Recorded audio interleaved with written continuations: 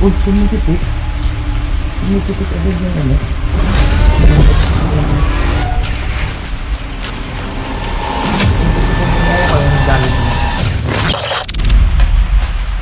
Ayan.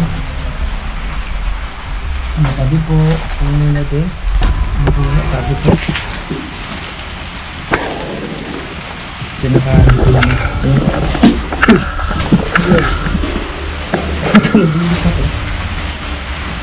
Yung pala sa likod mo. Pero puro ano na kasi. Lakas na ng ulan. Puro ano na tugang lods. Puro... Uy. Ayun. Ano gumalo tugang lods. Ito ibon na naman yun. Ibon kasi kanina nakita ko eh. Wait lang. Tingnan natin tugang lods to.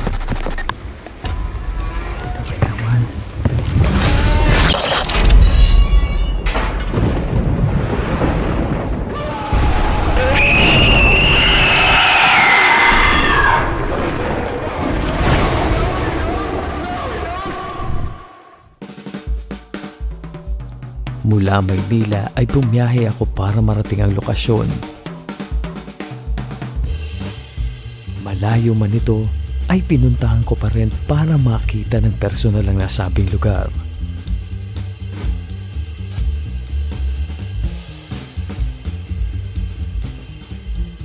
Sinasabing marami ang nagpapakita at nagpaparamdam dito sa abandonadong rest house.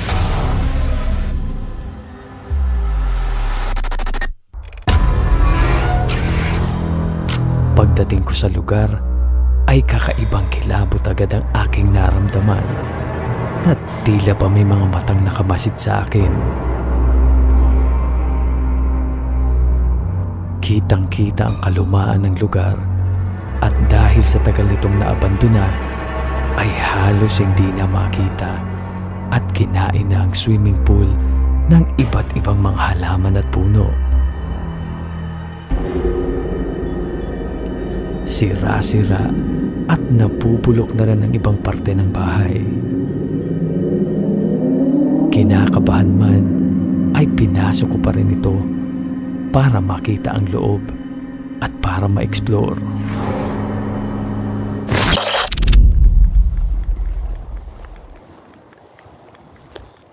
Madadaanan ng iba't ibang halaman at puno na tumubo na sa abandonadong lugar.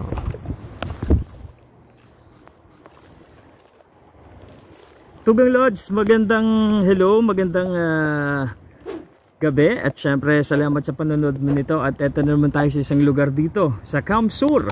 Oo, sa isang abandonadong lugar. Actually parang winasak na to ng ano eh, ng mga bagyong dumaan at nandito to sa tabing dagat yung background ko, ayan. So nakita niyo naman yung dinaanan ko, 'di ba? Grabe malala. So ngayon, sa solo explore ko muna Tugang Lods at titingnan ko kung ano pa yung pwede makita sa loob, okay? So tingnan natin Tugang Lods, samahan niyo ako. Eto na, let's go. Dito Tugang Lods yung daan. At ayan oh. Kita mo yung paligid oh. Supal, 'di ba? So ayan Tugang Lods. Mukhang dito pa malulobot yung battery ng ano yung dala-dala kong ilaw, pero okay lang.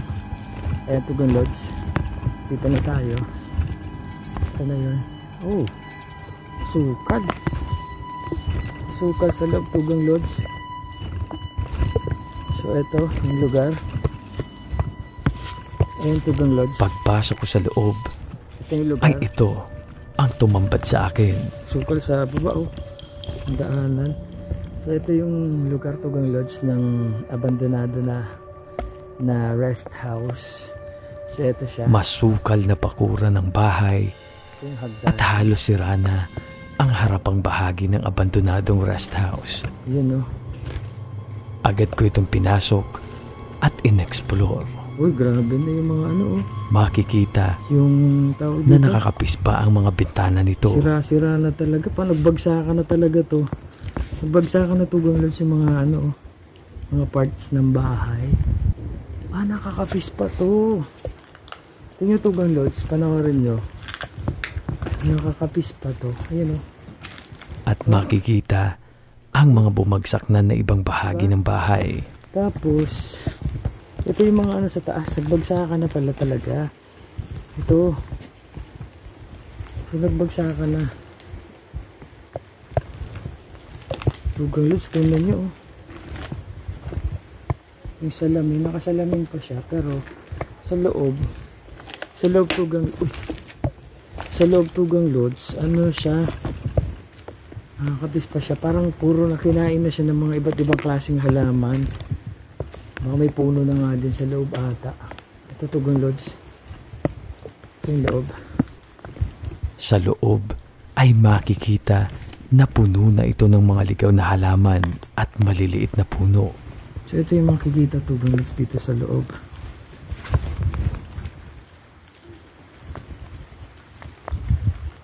CR, pero grabe mo yung ano. Ay, nakasalamin. Palstak ka, sarado yung CR.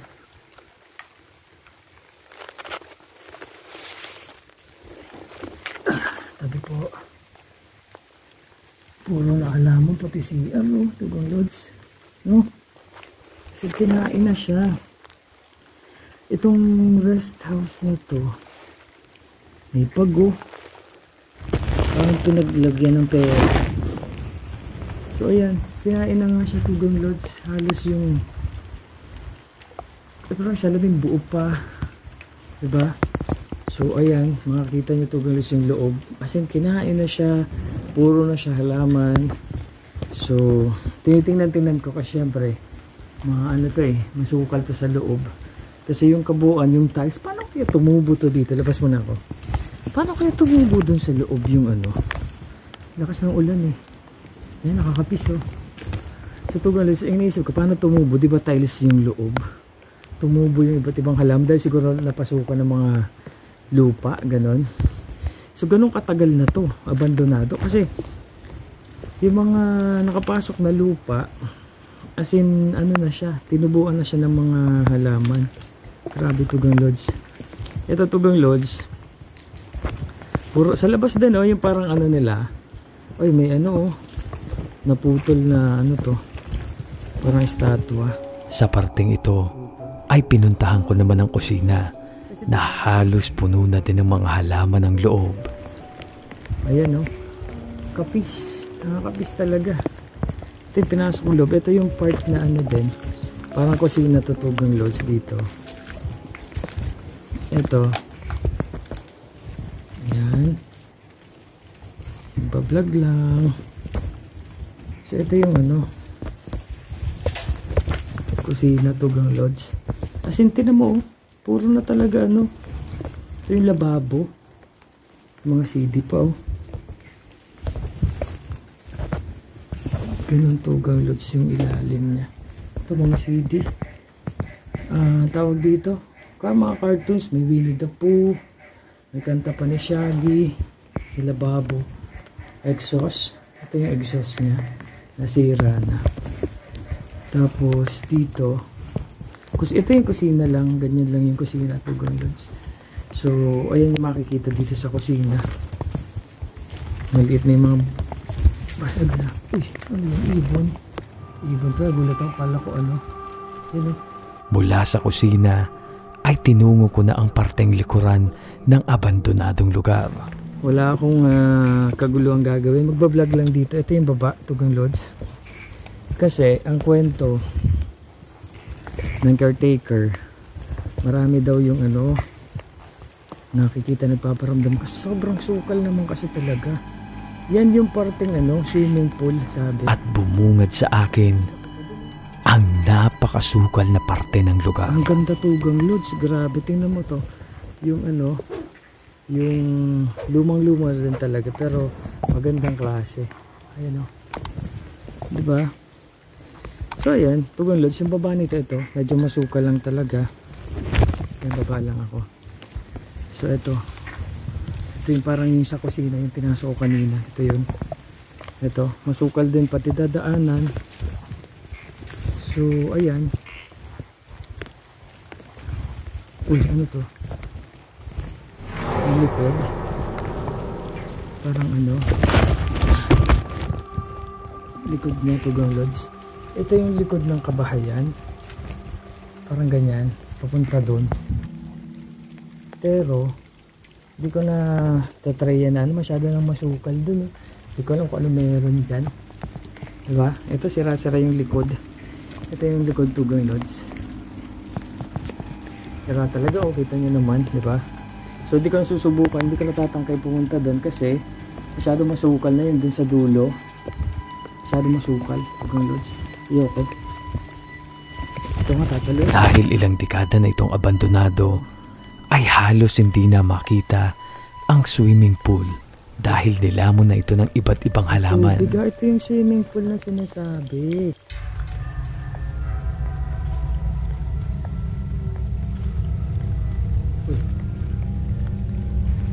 Yun o, may aguho.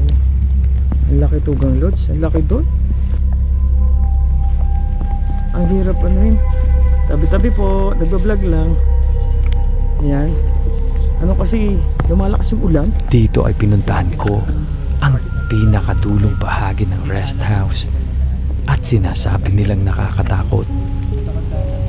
At kahit may kabang nararamdaman dahil hindi ko alam kung ano ang makikita ko, ay tinuloy ko pa rin ito. Ito yung, parang ano siya, slide siya. So sira-sira na din. So ito lang yung part na hindi tayo din sa loob. Sabi ko, yan sa loob. Kuran ay merong 3 kwarto at agad kong pinasok ang una at ito ang bumungad sa akin.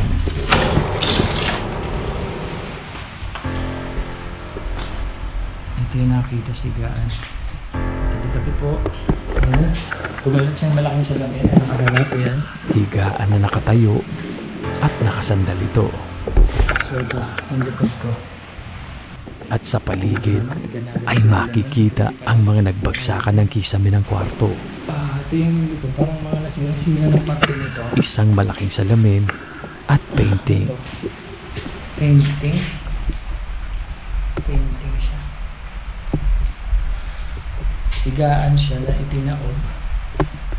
Napansin ko rin na tila ba nag-iba ang quality ng aking audio habang nag-i-explore ako sa likurang bahagi ng lugar. Madumi yung CR. So sasarado ko ulit ito. Ang tagal na nito kasi ito na yung tsura ng ano, ng huli. Nakakita ba? Yan diba? Ang lumang-luma na. Sarado ko lang. Kasi ito guys, meron pa dito isang kwarto. Bukas na siya. Ganun din. Para ano siya, yung kama din na ito. Hindi ko alam po anong purpose kung bakit ginauli yung kama. Ito lang ito maganda.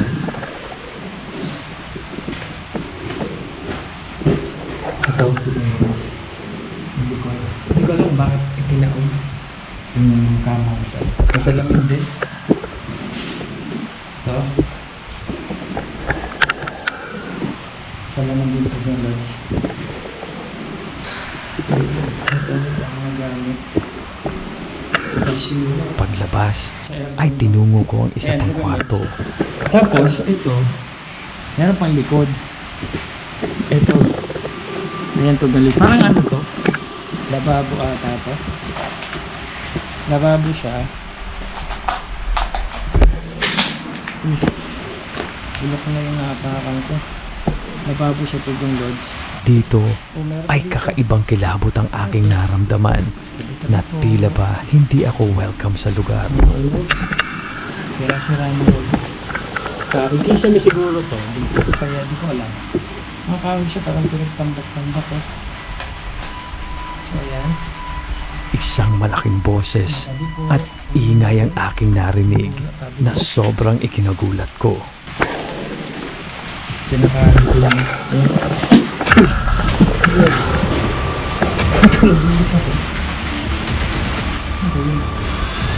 Gulat ako doon. Gumalaw doon.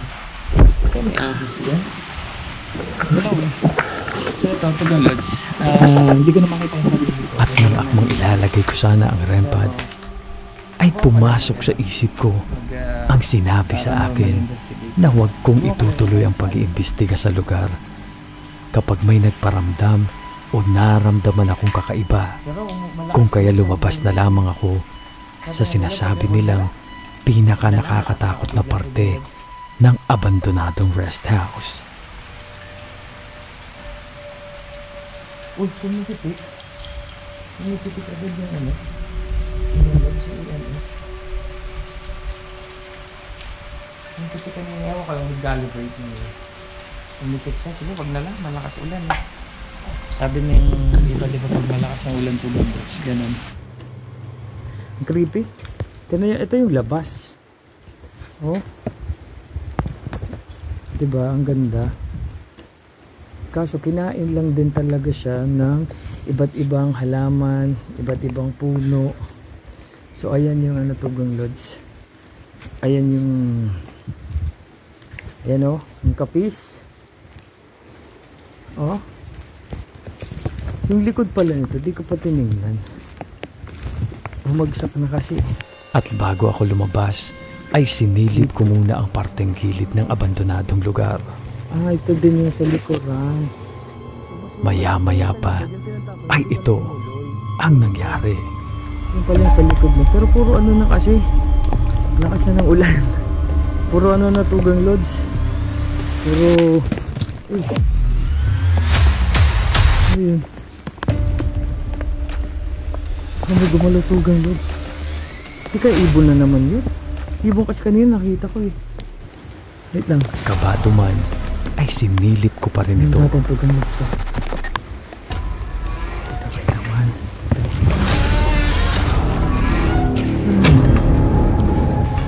Ano naman? Ano naman? Wait lang. Tugang Lods iba eh. Parang hindi siya ibon. Na nagpadagdag ng pag-iisip ko kung ano o sino ang gumalaw na yon. Pero ito, Tugang Lods, again, tabi-tabi po, nag-ano lang ako, nagba-vlog at nag-explore. Actually, di ko sinubukan mag-paranormal investigate kasi may ganito, may wire, oh. Although putol na, baka mag-ano pa. May mga wire siya. Tabi-tabi po ulit, silip ako, ito pa, may wire. So parang, hindi ko din, baka may mag-trigger yung REM pad o kung EMF. Subukan nga natin kung papalag yung Subukan ko lang. At para masiguro, ay nilabas ko agad ang EMF meter. Pag nagpumalo to, nagkakos ng yung wire. Pero putol na naman, di ba siya? Putol na naman siya. Pag dinikit ko ba sa wire, papalo to? Wala na nga. Kasi wala na kuryente din, putol na din. So ito, subukan ko lang dito sa dito ko na para may gumalaw. Magandang gabi. Kasi ang kwenta ng caretaker, meron daw na nagpaparamdam. Subalit wala man lang kahit pitik na nangyari. Kung kaya nagdesisyon na ako na lumabas na ng lugar.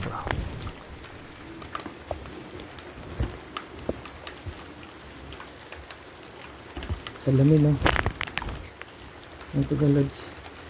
Salamin. Dami ko naririnig. Yung mga tunog siguro ng ulan yun. Wala naman wala namang yung natin, EMF meter.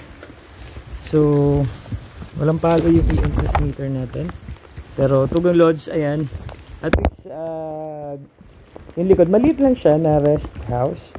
Pero siya, napakalawak ng So ayan, napakalawak, Tugang Lods, ng lupa. Eto.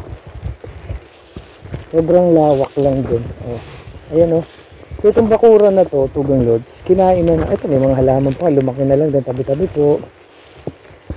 So lakas na ng ulan, Tugang Lods, dito sa labas. Basa na yung camera ko. So lalabas na ako, Tugang Lods.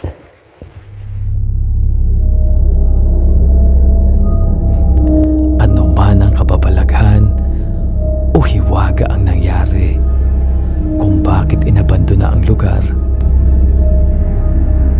may hiwaga man o misteryo na nangyayari dito. nananatili pa rin itong nakakubli rito.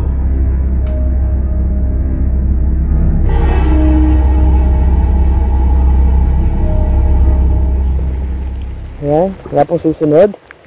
Ayan po mga lods, maiksing exploration na ginawa natin. Umuulan, napalakas yung ulan. At sige po mga lods, maraming salamat sa mga nanood, sa mga tumapos itong video na to. Thank you so much. At abangan nyo kung saan pa tayo mapapadpad para mag-explore ng mga abandonadong lugar. Thank you po mga lods sa pag-subscribe, sa pag-support sa mga video ko. Thank you so much. Maraming salamat po mga lods.